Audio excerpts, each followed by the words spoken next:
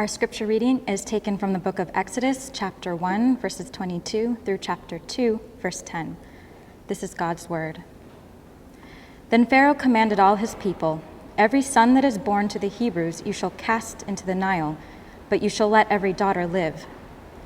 Now a man from the house of Levi went and took as his wife a Levite woman.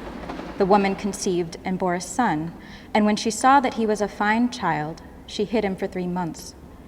When she could hide him no longer, she took for him a basket made of bulrushes and daubed it with bitumen and pitch. She put the child in it and placed it among the reeds by the river bank. And his sister stood at a distance to know what would be done to him. Now the daughter of Pharaoh came down to bathe at the river, while her young women walked beside the river. She saw the basket among the reeds and sent her servant woman, and she took it. When she opened it, she saw the child, and behold, the baby was crying. She took pity on him and said, "This is one of the Hebrews' children." Then his sister said to Pharaoh's daughter, "Shall I go and call you a nurse from the Hebrew women to nurse the child for you?" And Pharaoh's daughter said to her, "Go." So the girl went and called the child's mother. And Pharaoh's daughter said to her, "Take this child away and nurse him for me, and I will give you your wages." So the woman took the child and nursed him. When the child grew older, she brought him to Pharaoh's daughter, and he became her son. She named him Moses because, she said, "I drew him out of the water." The word of the Lord. Thanks be to God. On March 18th, 1968, the Reverend Dr. Martin Luther King Jr. spoke at a rally in Memphis, Tennessee to 15,000 people in order to support the sanitation workers' strike. He returned a week later to lead a march on the 28th through downtown Memphis, but it ended in disaster. A riot broke out at the back of the march, and the demonstration erupted in violence. Windows were broken, stores were looted, police responded with mace and clubs. In the midst of the chaos, officers shot and killed a 16-year-old boy named Larry Payne, claiming that he had a knife. But his inconsolable mother countered that he had been murdered, shot with his hands in the air. Days later, Dr. King resolved that he had to return to Memphis to lead a peaceful march. His colleagues at the Southern Christian Leadership Conference strongly warned him against going back. It was far too risky, they thought. But King dismissed their objections. He feared that the nonviolent movement that he had spent years building was in danger of being lost. He had to go back, but it wasn't easy. There was a bomb scare on his flight to Memphis, and when he arrived on April 3rd, he came down with a slight fever and was suffering from a sore throat. He asked Ralph Abernathy to take his place at the night's scheduled meeting at the Mason Temple, but Abernathy sensed the disappointment of the crowd as soon as he started talking, and encouraged Dr. King to leave his hotel and come and speak. Dr. King braved a ferocious storm outside and was greeted with a standing ovation as soon as he arrived. But this would prove to be his final speech. Within 24 hours, he would be dead. This speech became known as "I've been to the mountaintop," and that was a direct reference to the final chapter of Deuteronomy, chapter 34, which recounts Moses' final moments on top of Mount Nebo. God's people had been enslaved by the Egyptians for generations, but Moses was God's chosen deliverer to rescue his people from their bondage and oppression. He led them out of Egypt, across the Red Sea, and then through the wilderness for 40 years in order to gain their freedom. But Moses was not permitted to enter the promised land himself because he had broken faith with God at the waters of Meribah, according to Numbers chapter 20. So Moses climbs to the top of Mount Nebo and he views the land that God has promised to give his people. He came right up to the very edge of the promised land, but he could only greet it from a distance. In line with a long tradition within the African American church that viewed slavery, segregation, and racial discrimination and injustice as the Egypt from which God would free his people, Dr. King was cast as the Moses who would lead their exodus out of Egypt. And by using the story of Exodus, Dr. King brought unity to the civil rights movement, helped the followers see their struggle through the lens of faith, and he underscored the critical importance of nonviolence to gird their cause with moral weight. But like Moses, Dr. King anticipated that he would not be able to complete the journey himself. Dr. King concluded his speech by saying this: "I don't know what will happen now. We've got some difficult days ahead, but it really doesn't matter with me now because I've been to the mountaintop. And I don't mind. Like anybody, I would like to live a long life. Longevity has its place, but I'm not concerned about that now. I just want to do God's will. And he's allowed me to go up to the mountain, and I've looked over and I've seen the promised land. I may not get there with you, but I want you to know tonight that we as a people will get to the promised land. And so I'm happy tonight. I'm not worried about anything. I'm not fearing any man. Mine eyes have seen the glory of the coming of the Lord. I just want to do God's will. I've looked over and I've seen the promised land, but I may not get there with you." Now, there's something profoundly unnerving about Dr. King's final speech the night before his death. Perhaps his words would not carry so much emotional resonance if they had not been so prophetic. Dr. King surmised that others might have to carry on the task that he had begun. And here we are, 52 years later, and there is still so much work that needs to be done. The unjust deaths of George Floyd and Ahmaud Arbery tragically remind us of how much of the task remains unfinished. And now more than ever, we need leaders aflame with Jesus' love and energized by God's vision for human flourishing to help light the path forward. So today I'd like to begin a new sermon series focused on the life of Moses as one of the many figures who inspired the leadership of Dr. King and countless others. If you stop and think about it, Moses may be the most important person who ever lived, second only to Jesus. Very few people have made as deep and lasting of an impact on the world than Moses. 3 major world religions claim him as their own. The Exodus from Egypt is one of the greatest stories ever told, and the law containing the 10 Commandments is one of the greatest gifts ever offered to the world. Without Moses, we wouldn't have the first 5 books of the Bible. Without Moses, we wouldn't know God's personal name. And without Moses, we wouldn't know just how much God's heart is moved to defend the marginalized and the oppressed. Moses lived an altogether extraordinary life. God spoke to Moses face to face as a person speaks to a friend. We can rightly call him the Redeemer of the Old Testament. But what I love most about Moses is that he was no plaster saint. He was a human being like the rest of us, marked by all kinds of flaws and failures which make him utterly relatable. And yet God used him more powerfully and dramatically than any other prophet in the Old Testament. And if God can use someone like Moses to remarkable effect, well then I would suggest he can use you too. So let's begin Moses' story by considering what the opening 2 chapters of Exodus tell us about the people of Israel, God, and ourselves. So first, let's consider the plight of the people. The book of Exodus picks up where Genesis had left off. You may recall that Joseph, one of the 12 sons of Israel, had been sold into slavery by his own brothers. But God was with Joseph and granted him favor in the eyes of Pharaoh so that he was appointed to a position of great power, just as famine struck the entire region.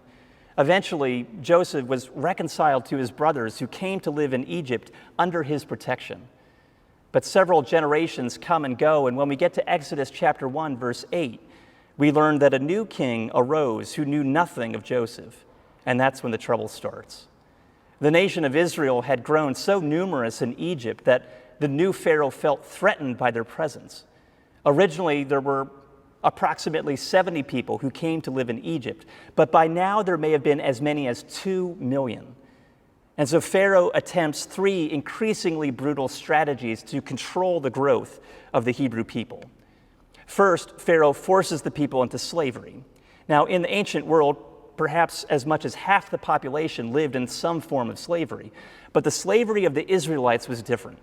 It was not merely some form of indentured servitude. No, this was slavery of the very worst kind. First of all, it was targeted against a particular particular ethnic group. It was racially directed. It was directed towards the Israelites as Israelites. And then secondly, it involved hard labor. Exodus describes how the Egyptians ruthlessly made the people of Israel work as slaves and made their lives bitter with hard service. The great store cities of Pithom and Ramses were built on the backs of the Israelites. And then third, there was no hope of ever earning one's freedom. This was slavery for life. But despite their abhorrent living conditions, not even slavery could diminish the growth of Israel in Egypt. And so Pharaoh tries another approach. He orders that the midwives must kill any and all boys that are born to the Hebrews during delivery. But then, when that also fails, Pharaoh commands that all the Hebrew boys should be cast into the Nile. And this amounts to nothing less than ethnic cleansing and state-sanctioned genocide. Pharaoh turns the Nile into a massive, unmarked grave for countless Israelite boys. Now, in our own country, you can see why, historically, African-American slaves identified themselves so closely with the children of Israel. They understood their own story in light of Israel's bondage and oppression in Egypt. They knew what it was like to live under the cruel lash of an oppressor, but they also knew what it was like to live with the hope that God would never leave them or forsake them. Despite the darkness that descends on the people of Israel, God is at work. God is at work behind the scenes in order to orchestrate his people's deliverance. And while God is the chief actor, it's not as if his people are supposed to just sit back and wait for things to change on their own. No, they have an active role to play. And we see here the power of their creative resistance. The first thing we learn is that two midwives named Shiphrah and Puah engaged in an act of peaceful civil disobedience. Pharaoh commanded them to kill all the male babies, but they refused to do so. They let the babies live. And that's no small thing. Let me remind you that pharaohs were not exactly publicly elected officials. To defy a pharaoh was to put your life on the line. But these two midwives, we are told, feared God more than they feared Pharaoh. And God blessed them for their commitment to doing what was right, even if the cost was high. And as a sign of God's poetic justice, we never learn the name of the pharaoh who ruled the great empire of Egypt at this time. But the names of these two midwives, Shiphrah and Puah, have been kept for us forever in the pages of the scriptures. But theirs was not the only form of creative rather than destructive protest. I don't know about you, but I would have loved to have met Moses' mother, who appears to have been an ingenious woman.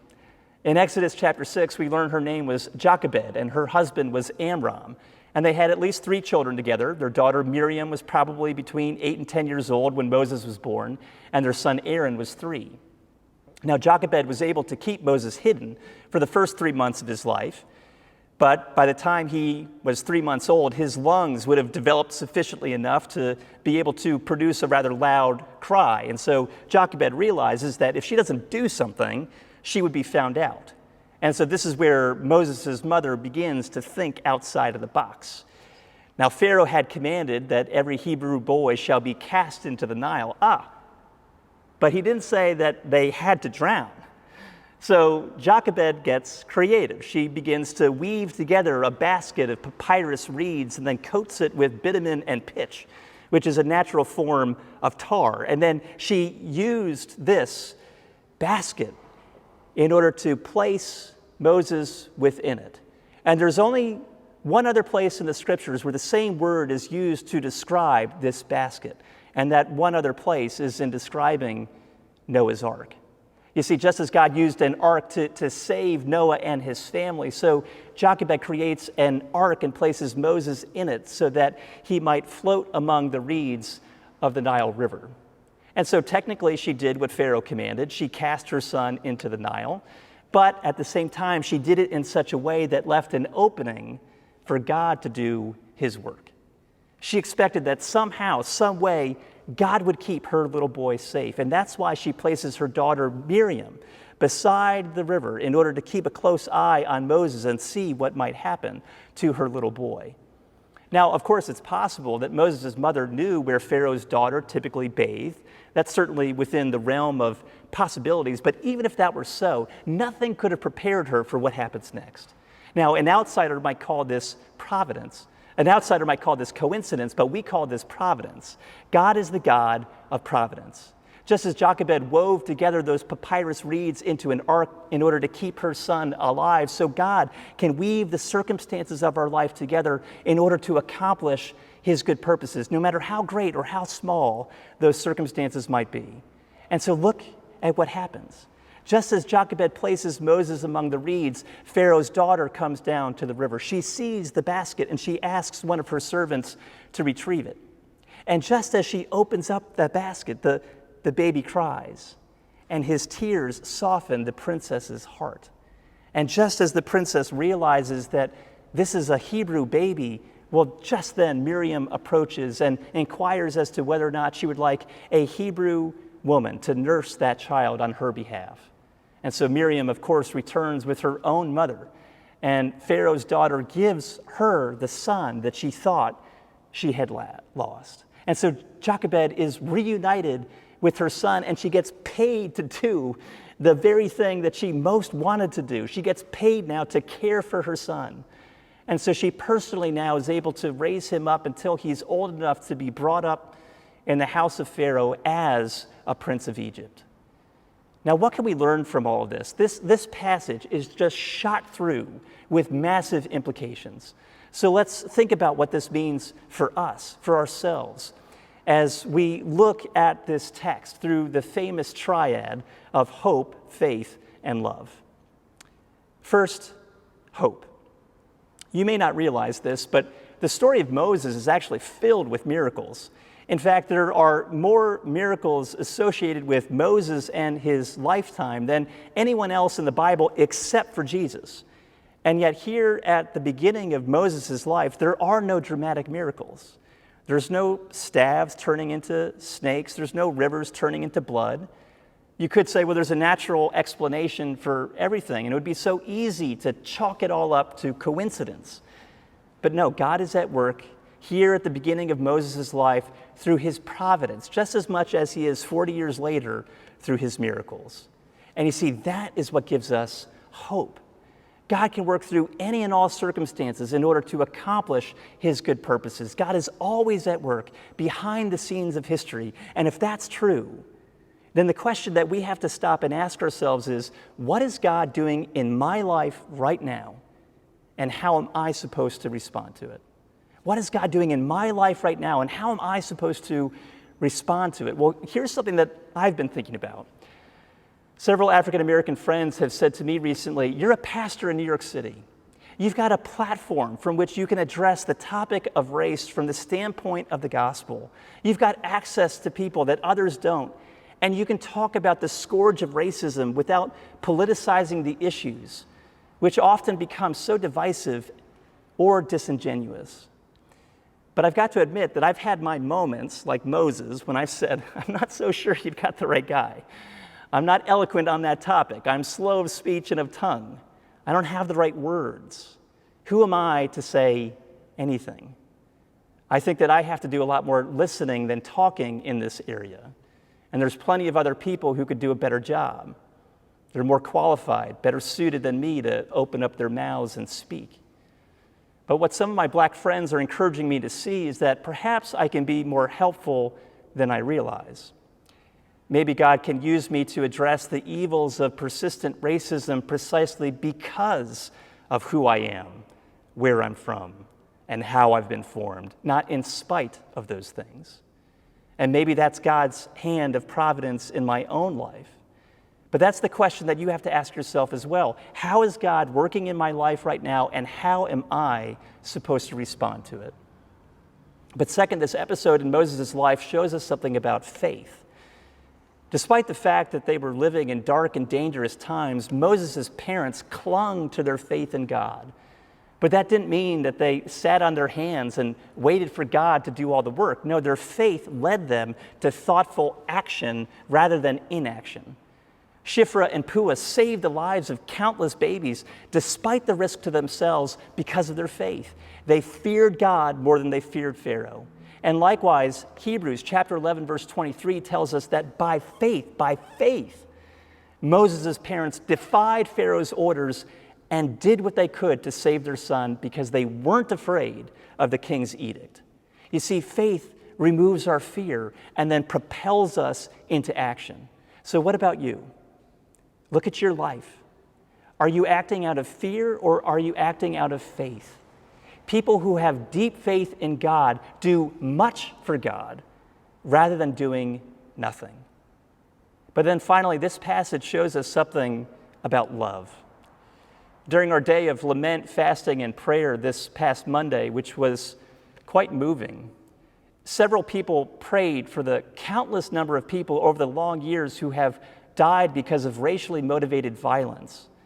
But unlike Ahmaud Arbery or George Floyd, their deaths were not captured on video for all of us to see. And yet here is the special comfort that we find in this episode from the life of Moses.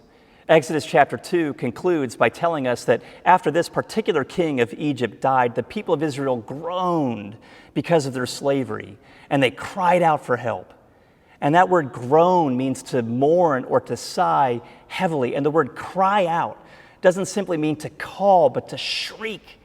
It's used to describe a high-pitched scream, which just goes to show that your prayers, especially your prayers for justice, don't need to be quiet or calm. No, they can be loud and passionate. God invites us to bring our horrific pain and suffering to Him in prayer in all their raw emotional honesty because He can handle it. And Exodus 2 goes on to say that their cry for rescue from slavery came up to God, and God heard their groaning, and God remembered His covenant with Abraham, with Isaac, and with Jacob. God saw the people of Israel, and God knew. God doesn't just hear our cries, God remembers, God sees, and God knows.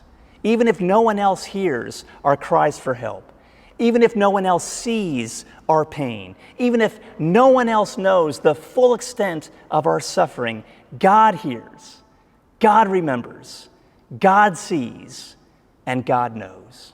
Nothing escapes His notice, and nothing evades the scope of His care and His concern. And that is why God, out of love, will send Moses to rescue His people and to set things right. Moses was born a Hebrew at the worst possible moment, when all Hebrew boys were doomed to die. But God intervened, and God did what God always does best. He turns evil back on itself in order to accomplish the exact opposite of what was intended. What did Pharaoh intend? Pharaoh intended the waters of the Nile to be an instrument of death. Moses was supposed to drown in those waters. But God turns the waters of the Nile into an instrument of life. Moses floats on top of the waters in his ark. And not only does God save Moses' life, but He engineers the circumstances so that Moses becomes ideally suited to serve as a mediator for His people. He's raised with a dual identity. On the one hand, he knows that he belongs to the people of Israel, presumably because of his mother's influence as she raises him in those earliest years. But he's also brought up as a prince of Egypt and is educated in all the wisdom of the Egyptians. And it's his dual identity that makes him the ideal mediator for his people. But no one could have guessed at the time that God would take this little child who was spared from an untimely death and then lift him up to become one of the greatest leaders that the world has ever seen. And it all just goes to show what God can do through even a child. Some of you may be familiar with Dr. Robert Coles. In 1960, he was a 31-year-old psychiatrist who had spent the previous 2 years serving in the Air Force in Biloxi, Mississippi. He was eager to return to his native Boston and get on with his career as a child psychiatrist. But before going home, he took a detour to New Orleans because he was curious about how the threats and the violence against the civil rights movement were affecting the emotional health of children within the African American community. He drove by the William Frantz Elementary School one morning during desegregation as little 6-year-old Ruby Bridges and her bodyguards made their way to school through a screaming mob of 200 or so people.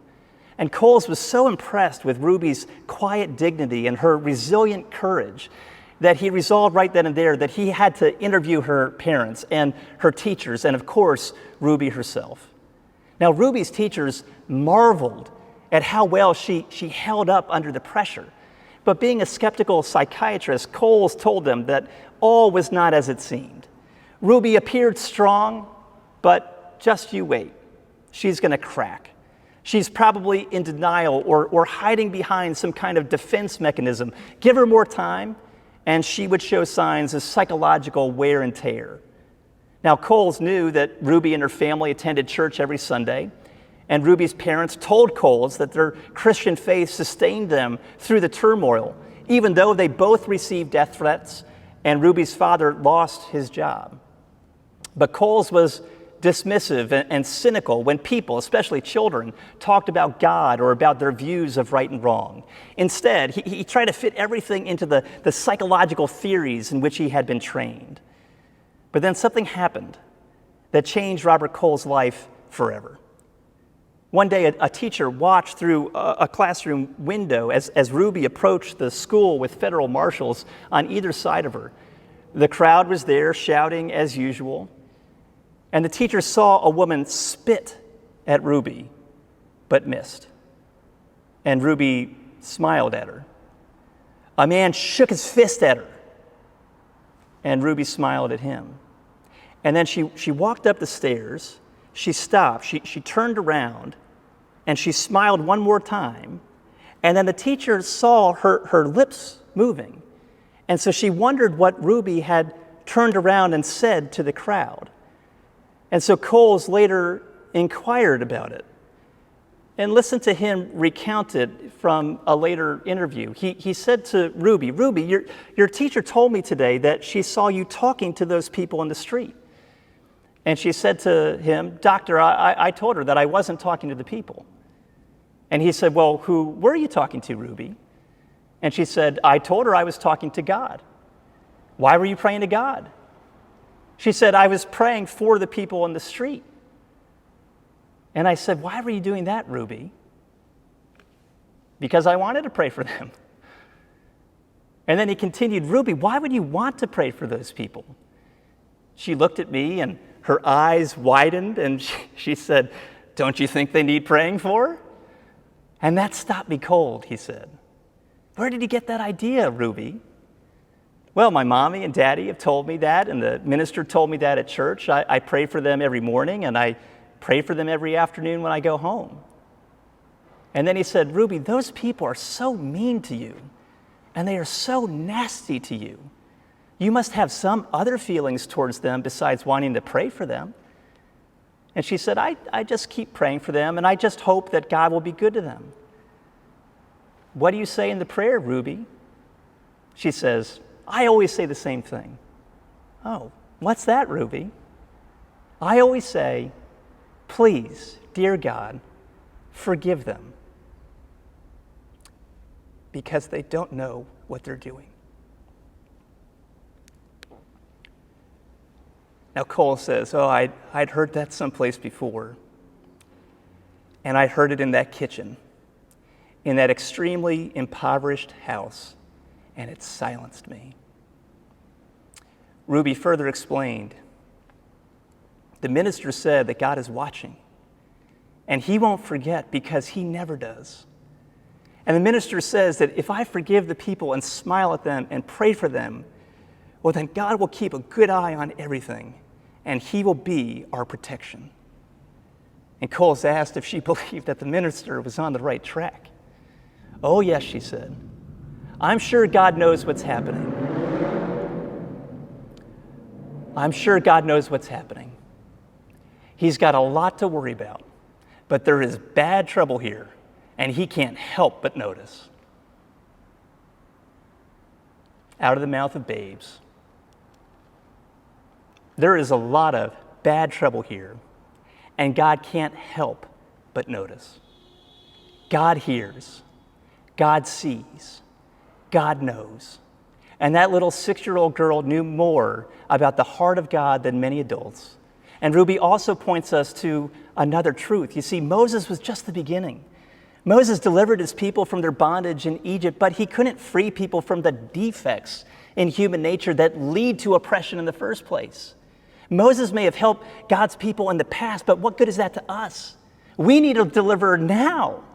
We need someone even greater than Moses now. And you see, that's what we've got. And that's what Ruby knew.